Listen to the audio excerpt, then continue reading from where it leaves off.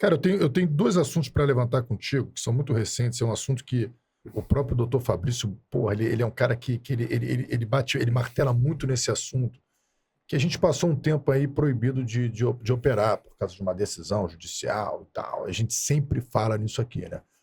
E aí vocês não podiam operar e de repente vocês tiveram duas situações que vocês tiveram que voltar a operar e você percebeu uma mudança nesse cenário. Então, assim, como a gente não... assim, todo mundo já falou demais, já é um assunto exaustivo, aquela operação do Jacaré é um assunto já exaustivo. Você teve nessa operação do Jacaré para poder repreender a cooptação de menores de idade. Isso, da DPCA. Da DPCA. Isso. E foi uma operação muitos confrontos, diversos confrontos aconteceram naquela comunidade e acabou tendo um número de mortes enorme. E vocês não operavam há muito tempo ali. Sim. O que você sentiu? Como foi para você, a sua experiência nessa operação que, de uma certa forma, marcou a história? Sim. Mas, aproveitando essa mesma deixa dele aí, traça um paralelo de como que era antes da pandemia, com a DPF, antes da DPF 635, e como foi depois. Como era o combate antes, que sempre foi muito intenso no Jacaré, mas parece que se intensificou depois, eu acho. Então, antes de tudo, fazer um adendo aqui, agradecer ao Gabriel Habib, que é professor de Direito, que é advogado, que defendeu os 4 policiais que foram indiciados lá no inquérito do Jacaré, né? Que é um inquérito, para quem não sabe, já tá rolando, mas o Gabriel Habib defendeu os policiais de graça, então vamos fazer um agradecimento a ele aí. Tá para vir aqui, a gente tá tentando ajustar a data. Boa, quando ele dá vier, faz agradecimento, fala que eu agradeci a ele de tabela, porque, porra, ele teve atitude, ele foi lá na Core e se botou à disposição dos policiais para ajudar. Maneiro. Então, porra, maneiraça a atitude dele. Pequenos gestos que a gente vê quem é quem. Enfim. Vamos lá. A do Jacaré eu tava, né? É uma ocorrência que não dá pra falar muito, porque justamente tá tendo investigação. Então, o que a gente sentiu na operação do Jacaré? O que eu senti? Os caras realmente estavam esperando a gente. Realmente eles se posicionaram pra, porra, matar o maior número de policiais que ele conseguiu, ferir. Tanto é que o André, logo na entrada, foi baleado, né? Tiveram outros policiais que tomaram estilhaço, que não foi grave, graças a Deus. Então, porra, eles estavam se posicionando para isso. Então, a resistência naquela operação foi muito maior do que o normal. E outra coisa que chamou muita atenção é não ter nenhum popular na rua. Isso foi também, tipo assim, sempre tem um desavisado, sempre tem um maluco que tem que trabalhar, sempre tem um louco. Por esse dia não tinha ninguém na rua. Ninguém. Nem o bêbado, nem o cracudo, ninguém. Então, isso chamou atenção que eles meio que devem ter se preparado. Falaram, ninguém sabe que o mundo vai se acabar. Foram 2 coisas que me chamaram muita atenção nessa operação. E a resistência bem acima do normal, do que, porra, as operações normais. Fazendo o paralelo com o que o Rômulo falou da DPF.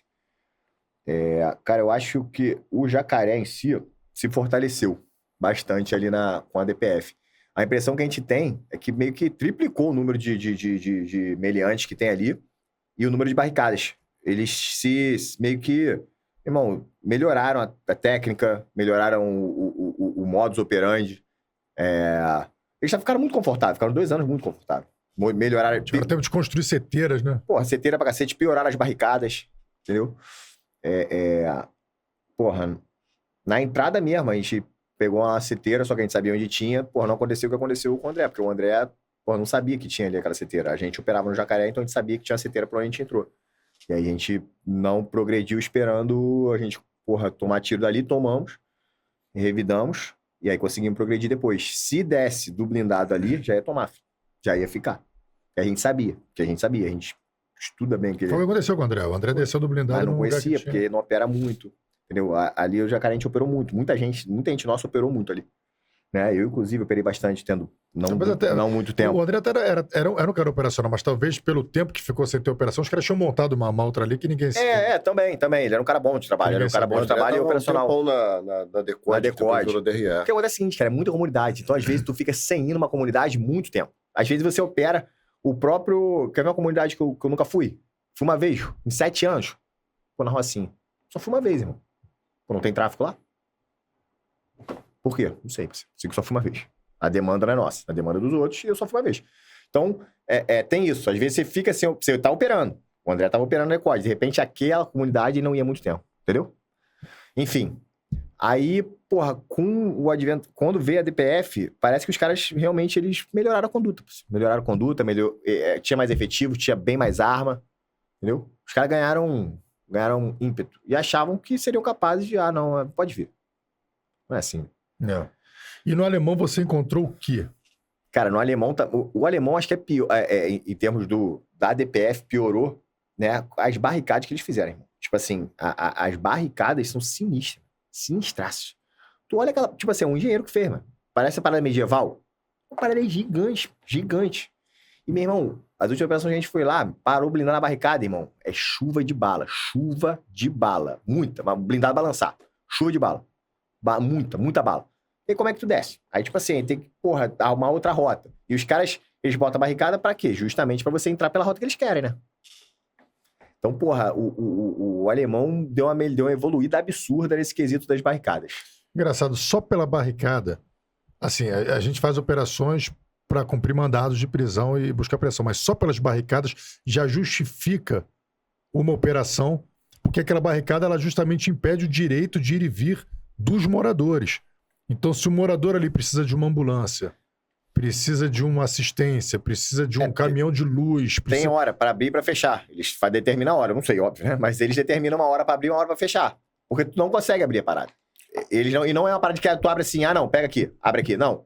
Tem que chamar alguém pra abrir. Mas se uma senhora tem um mal súbito ali, tem hora pra abrir, pra fechar. Vai morrer a senhora, vai sacrificar a vida da senhora para que a boca de fumo funcione tranquilamente. Então a gente está disposto a sacrificar a vida de qualquer senhora aqui. Então como é que uma pessoa pode achar que isso aí é uma luta social, que é uma luta... Porra, pelo amor de Deus. O nosso ex-secretário, o doutor Alan Turnovski, ele fez um pronunciamento para a imprensa em que ele falava isso. Em que mais ou menos isso, tá parafraseando, em que mundo nós vivemos em que uma barricada na entrada de um bairro onde as pessoas têm que entrar e sair não é estado de exceção. Se tem uma barricada lá, já vivemos a exceção. Se tem gente armada de fuzil numa via pública no país onde andar armado é crime, há exceção. É isso. Então, de que exceção vocês estão discutindo? Quais são as novas exceções? É exceção pra você ou pra mim? Na sua cabeça isso não é exceção? A gente nem entra muito no mérito da DPF, se tá certo ou errado. É mais o que a gente enfrenta, as modificações que tiveram em decorrência disso. Não, e as próprias determinações que a gente tem no código. Se tem um crime acontecendo em flagrante, você não tem que agir? Na teoria, pela Constituição, você não tem que agir? Pô, tem um flagrante lá, não tem? Se tem alguém de fuzil ali naquela rua, tem a barricada ali. Tem tráfico. Se fosse interessante para as autoridades, o comando da PM, o comando da PRF, o comando da Civil, responderia até por prevaricação, se fosse de interesse deles. Eu falei outro dia, acho que foi no episódio até do Dr. Fabrício, que é interessante como a imprensa se comporta. Um dia eu liguei a televisão, tava lá a imprensa com um helicóptero filmando a CDD, falando, lá, criminosos ostentando fuzis em plena luz do dia e a polícia não faz nada. Aí no dia seguinte, operação da polícia lá. Mais um dia sem aulas por causa da operação policial. Ou seja, a polícia tá sempre errada. Tem até um meme falando, tudo que eu faço tá errado, tudo que eu digo tá errado. Só a polícia, é a polícia. Aquele meme é pra polícia. Tudo que eu faço tá errado, tudo que eu decido tá errado.